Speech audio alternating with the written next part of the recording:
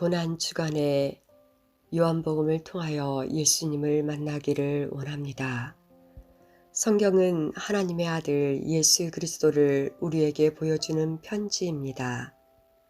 창세기부터 요한계시록까지 66권으로 이루어진 성경을 통해 우리는 인류의 시작과 현재 그리고 마지막을 알게 됩니다.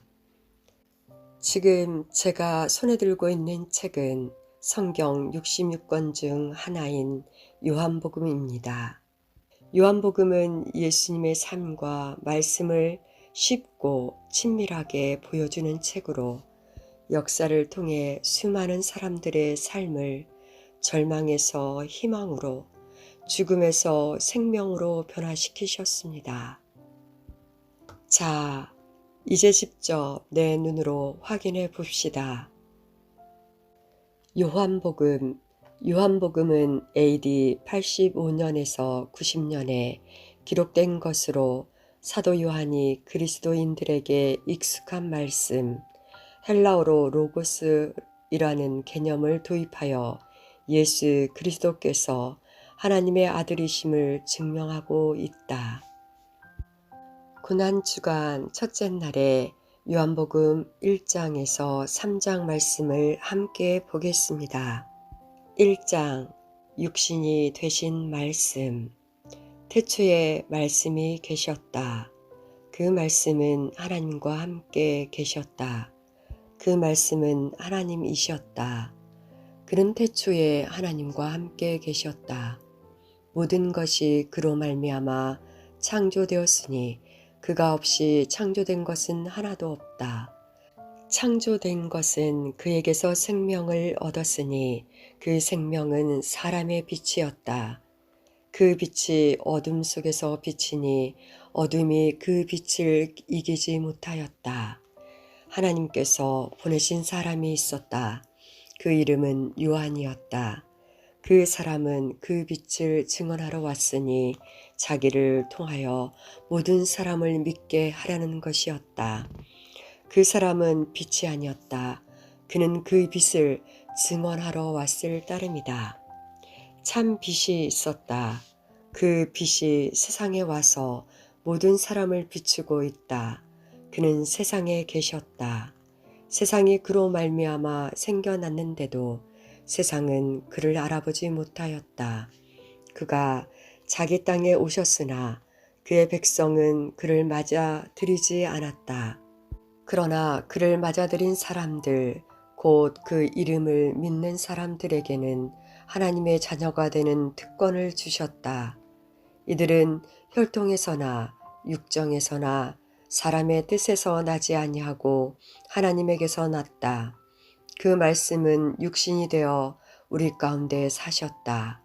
우리는 그의 영광을 보았다. 그것은 아버지께서 주신 외아들의 영광이었다. 그는 은혜와 진리가 충만하였다. 요한은 그에 대하여 증언하여 외쳤다. 이분이 내가 말씀드린 바로 그분입니다. 내 뒤에 오시는 분이 나보다 앞서신 분이라고 말씀드린 것은 이분을 두고 말한 것입니다. 그분은 사실 나보다 먼저 계신 분이기 때문입니다. 우리는 모두 그의 충만함에서 선물을 받되 은혜의 은혜를 더하여 받았다. 율법은 모세를 통하여 받았고 은혜와 진리는 예수 그리스도로 말미암아 생겨났다. 일찍이 하나님을 본 사람은 아무도 없다. 아버지의 품속에 계신 외아들이신 하나님께서 하나님을 알려주셨다. 세례자 요한의 증언. 유대 사람들이 예루살렘에서 제사장들과 레위 지파 사람들을 요한에게 보내어서 당신은 누구요? 하고 물어보게 하였다. 그때의 요한의 증언은 이러하였다. 그는 거절하지 않고 고백하였다. 나는 그리스도가 아니요. 하고 그는 고백하였다. 그들이 다시 요한에게 물었다. 그러면 당신은 누구란 말이요? 엘리야요? 요한은 아니요. 하고 대답하였다. 당신은 그 예언자요? 하고 그들이 물으니 요한은 아니요 하고 대답하였다. 그래서 그들이 말하였다. 그러면 당신은 누구란 말이요? 우리를 보낸 사람들에게 대답할 말을 좀 해주시오. 당신은 자신을 무엇이라고 말하시오? 요한이 대답하였다. 예언자 이사야가 말한 대로 나는 광야에서 외치는 이의 소리요. 너희는 주님의 길을 곱게 하여라 하고 말이요. 그들은 바리새파 사람들이 보낸 사람들이었다. 그들이 또 요한에게 물었다. 당신이 그리스도도 아니고 엘리야도 아니고 그 예언자도 아니면 어찌하여 세례를 주시오? 요한이 대답하였다. 나는 물로 세례를 주오. 그런데 여러분 가운데 여러분이 알지 못하는 이가 한 분 서 계시오. 그는 내 뒤에 오시는 분이지만 나는 그분의 신발끈을 풀 만한 자격도 없어. 이것은 요한이 세례를 주던 요단강 건너편 베다니에서 일어난 일이다. 하나님의 어린 양을 보아라. 다음날 요한은 예수께서 자기에게 오시는 것을 보고 말하였다. 보시오, 세상 죄를 지고 가는 하나님의 어린 양입니다. 내가 전에 말하기를 내 뒤에 한 분이 오실 터인데 그분은 나보다 먼저 계시기에 나보다 앞서신 분입니다. 한 적이 있습니다. 그것은 이분을 두고 한 말입니다. 나도 이분을 알지 못하였습니다. 내가 와서 물로 세례를 주는 것은 이분을 이스라엘에게 알리려고 하는 것입니다. 요한이 또 증언하여 말하였다. 나는 성령이 비둘기같이 하늘에서 내려와서 이분 위에 머무는 것을 보았습니다. 나도 이분을 몰랐습니다. 그러나 나를 보내어 물로 세례를 주게 하신 분이 나에게 말씀하시기를 성령이 어떤 사람 위에 내려와서 머무는 것을 보거든 그가 바로 성령으로 세례를 주시는 분임을 알아라 하셨습니다. 그런데 나는 그것을 보았습니다. 그래서 나는 이분이 하나님의 아들이라고 증언하였습니다. 첫 번 제자들. 다음 날 요한이 다시 자기 제자 두 사람과 같이 서 있다가 예수께서 지나가시는 것을 보고서 보아라, 하나님의 어린 양이다 하고 말하였다. 그 두 제자는 요한이 하는 말을 듣고 예수를 따라갔다. 예수께서 돌아서서 그들이 따라오는 것을 보시고 물으셨다. 너희는 무엇을 찾고 있느냐? 그들은 랍비님, 어디에 묵고 계십니까? 하고 말하였다. 랍비는 선생님이라는 말이다. 예수께서 그들에게 대답하셨다. 와서 보아라. 그들이 따라가서 예수께서 묵고 계시는 곳을 보고 그 날을 그와 함께 지냈다. 때는 오후 4시쯤이었다. 요한의 말을 듣고 예수를 따라간 두 사람 가운데 한 사람은 시몬 베드로와 형제간인 안드레였다. 이 사람은 먼저 자기 형 시몬을 만나서 말하였다. 우리가 메시아를 만났소. 메시아는 그리스도라는 말이다. 그런 다음에 시몬을 예수께로 데리고 왔다. 예수께서 그를 보시고 말씀하셨다. 너는 요한의 아들 시몬이로구나. 앞으로는 너를 게바라고 부르겠다. 게바는 베드로 곧 바위라는 말이다. 부르심을 받은 빌립과 나다나엘. 다음날 예수께서 갈릴리로 떠나려고 하셨다. 그때 빌립을 만나서 말씀하셨다. 나를 따라오너라. 빌립은 베세다 출신으로 안드레와 베드로와 한 고향 사람이었다. 빌립이 나다나엘을 만나서 말하였다. 모세가 율법책에 기록하였고 또 예언자들이 기록한 그분을 우리가 만났습니다. 그분은 나사렛 출신으로 요셉의 아들 예수입니다. 나다나엘이 그에게 말하였다. 나사렛에서 무슨 선한 것이 나올 수 있겠소? 빌립이 그에게 말하였다. 와서 보시오.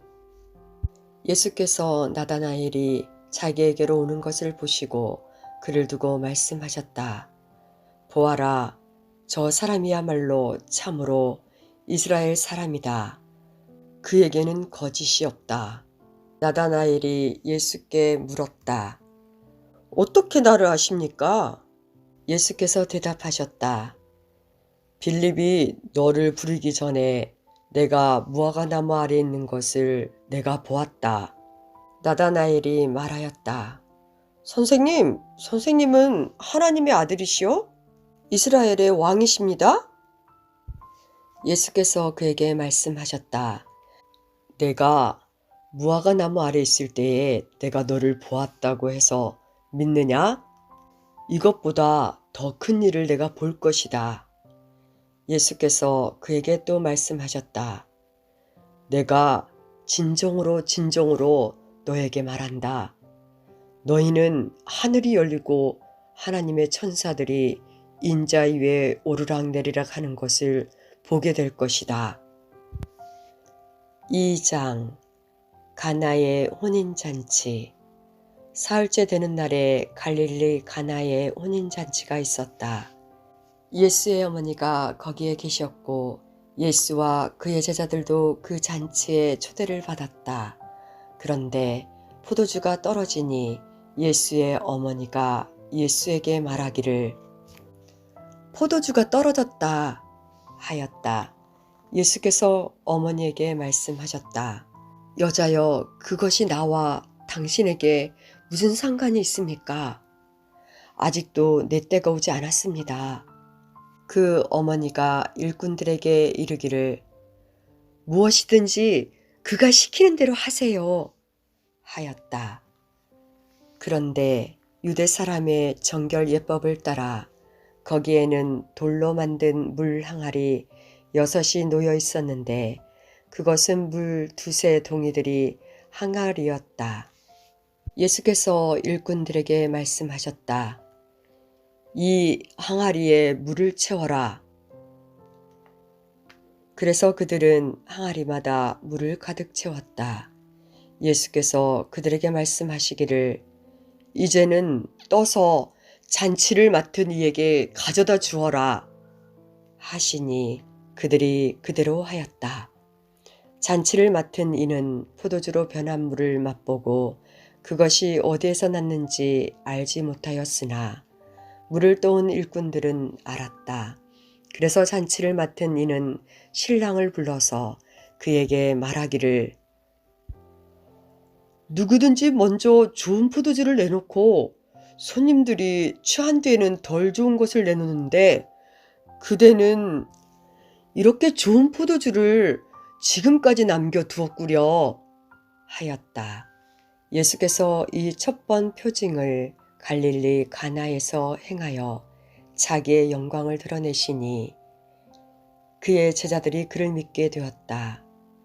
이 일이 있은 뒤에 예수께서는 그의 어머니와 형제들과 제자들과 함께 가버나움에 내려가셔서 거기에 며칠 동안 머물러 계셨다. 예수께서 성전을 청결하게 하시다. 유대 사람의 유월절이 가까워져서 예수께서 예루살렘으로 올라가셨다.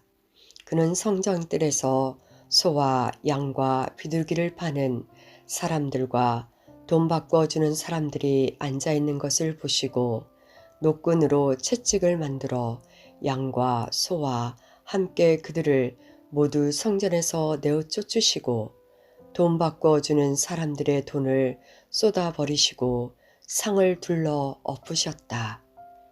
비둘기 파는 사람들에게는 이것을 걷어치워라! 내 아버지의 집을 장사하는 집으로 만들지 말아라! 하고 말씀하셨다. 제자들은 주님의 집을 생각하는 열정이 나를 삼킬 것이다 하고 기록한 성경 말씀을 기억하였다. 유대 사람들이 예수께 물었다. 당신이 이런 일을 하다니 무슨 표징을 우리에게 보여주겠어? 예수께서 그들에게 말씀하셨다. 이 성전을 허물어라. 그러면 내가 사흘 만에 다시 세우겠다. 그러자 유대 사람들이 말하였다. 이 성전을 짓는 데에 46해나 걸렸는데 이것을 사흘 만에 세우겠다고요? 그러나 예수께서 성전이라고 하신 것은 자기 몸을 두고 하신 말씀이었다. 제자들은 예수께서 죽은 사람들 가운데서 살아나신 뒤에야 그가 말씀하신 것을 기억하고서 성경 말씀과 예수께서 하신 말씀을 믿게 되었다. 예수는 모든 사람을 아시다. 예수께서 유월절에 예루살렘에 계시는 동안에 많은 사람이 그가 행하시는 표징을 보고 그 이름을 믿었다. 그러나 예수께서는 모든 사람을 알고 계시므로 그에게 몸을 맡기지 않으셨다. 그는 사람에 대해서는 어느 누구의 증언도 필요하지 않으셨기 때문이다. 그는 사람의 마음속에 있는 것까지도 알고 계셨던 것이다. 3장 예수와 니고데모. 바리새파 사람 가운데 니고데모라는 사람이 있었다. 그는 유대 사람의 한 지도자였다.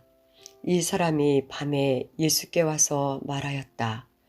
랍비님, 우리는 선생님이 하나님께로부터 오신 분임을 압니다. 하나님께서 함께 하시지 않으시면 선생님께서는 행하시는 그런 표징들을 아무도 행할 수 없습니다. 예수께서 그에게 말씀하셨다. 내가 진정으로 진정으로 너에게 말한다. 누구든지 다시 나지 않으면 하나님 나라를 볼 수 없다. 니고데모가 예수께 말하였다. 사람이 늙었는데 그가 어떻게 태어날 수 있겠습니까?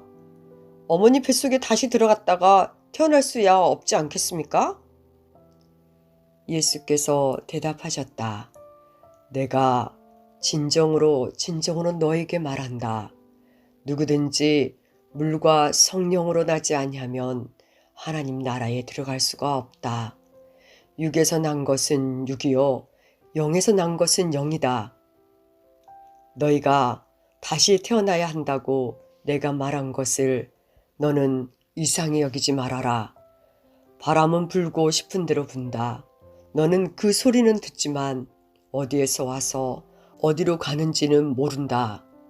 성령으로 태어난 사람은 다 이와 같다.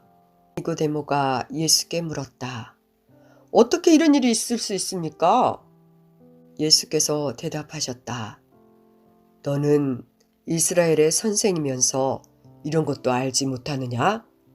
내가 진정으로 너에게 말한다. 우리는 우리가 아는 것을 말하고 우리가 본 것을 증언하는데 너희는 우리의 증언을 받아들이지 않는다. 내가 땅의 일을 말하여도 너희가 믿지 않거든. 하물며 하늘의 일을 말하면 어떻게 믿겠느냐? 하늘에서 내려온 이 곧 인자밖에는 하늘로 올라간 이가 없다. 모세가 광야에서 뱀을 든 것 같이 인자도 들려야 한다. 그것은 그를 믿는 사람마다 영생을 얻게 하려는 것이다. 하나님께서 이 세상을 이처럼 사랑하셔서 외아들을 주셨으니 이는 그를 믿는 사람마다 멸망하지 않고 영생을 얻게 하려는 것이다. 하나님께서 아들을 세상에 보내신 것은 세상을 심판하시려는 것이 아니라 아들을 통하여 세상을 구원하시려는 것이다. 아들을 믿는 사람은 심판을 받지 않는다. 그러나 믿지 않는 사람은 이미 심판을 받았다. 그것은 하나님의 독생자의 이름을 믿지 않았기 때문이다. 심판을 받았다고 하는 것은 빛이 세상에 들어왔지만 사람들이 자기들의 행위가 악함으로 빛보다 어둠을 더 좋아하였다라는 것을 뜻한다.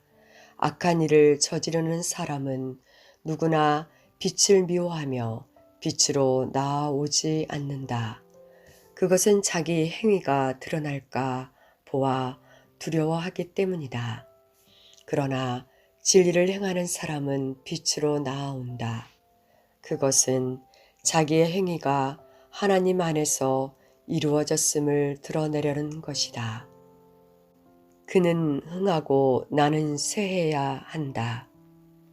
그 뒤에 예수께서 제자들과 함께 유대 지방으로 가셔서 거기서 그들과 함께 지내시면서 세례를 주셨다. 살렘 근처에 있는 에논에는 물이 많아서 요한도 거기서 세례를 주었다. 사람들이 나와서 세례를 받았다. 그때는 요한이 아직 옥에 갇히기 전이었다. 요한의 제자들과 어떤 유대 사람 사이에 정결 예법을 두고 논쟁이 벌어졌다. 요한의 제자들이 요한에게 와서 말하였다. 랍비님, 보십시오.